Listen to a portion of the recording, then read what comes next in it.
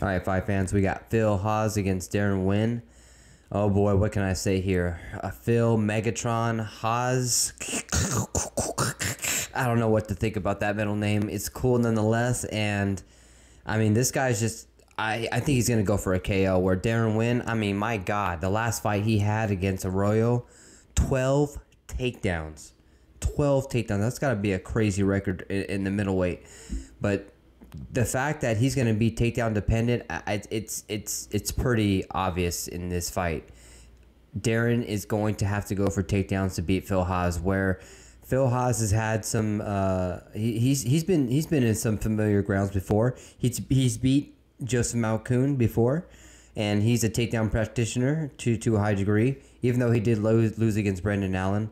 It's just unfortunate that Malkoun did lose that fight, but nonetheless, Phil Hawes did beat him, and Deron Winn most likely will be going for that takedown. This is going to be a good fight because I really do see Phil Hawes going for a first-round knockout here. I think he has to because Deron Winn is the shorter guy, and I think he's going to be the faster guy as well. Now, when it comes to Deron Winn, two advantages that he has. Of course, the takedown and the continuous takedowns that he does. And also, he tends to loop his shots, and he loops them pretty fast. He's got a really nice looping right hand, but he also leaves his head out there as well. So I think Phil Hawes is going to have to use his counters here with an uppercut and also try to get in and out, maybe try to use a couple feints to, because, you know, Phil Hawes is a good wrestler too as well. I think he can defend the takedowns from Phil Winn, but how many? That's the question.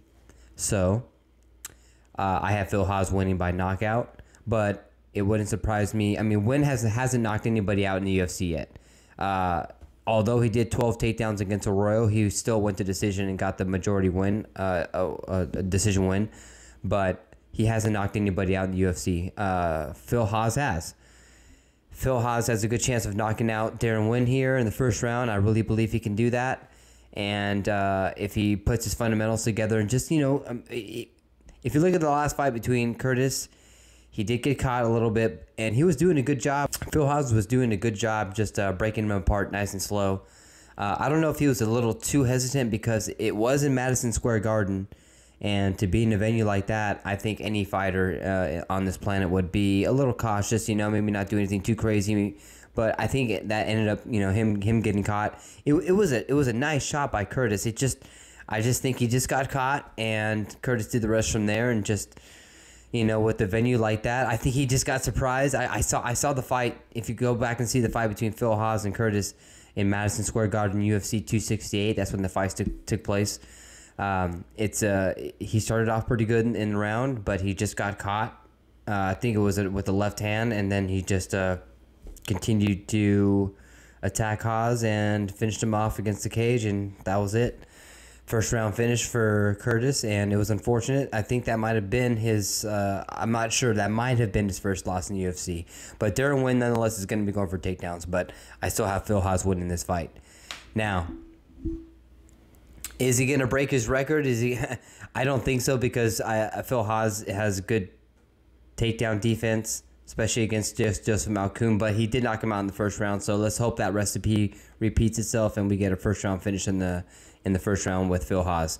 But it doesn't surprise me if Deron Winn does go for takedowns and tires Phil Hawes out, because I could see him defending quite a few takedowns, but maybe 6 or 7 or 8 or 9 or 10 if it gets that far. Jesus Christ, if it does, I could see Phil Hawes getting a little winded, especially he's a more muscular guy coming in here, and on top of that, Winn is DC's boy as well. So Daniel Cormier might be, you know, whispering a couple plans to try to take Phil Hawes down.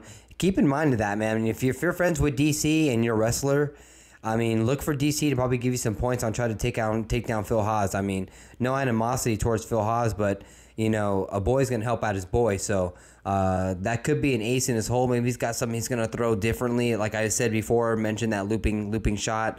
I could see him maybe stunning Phil Hawes and going for takedowns and try to finish him with the majority points or a majority of hits on the ground and pound while he's on top.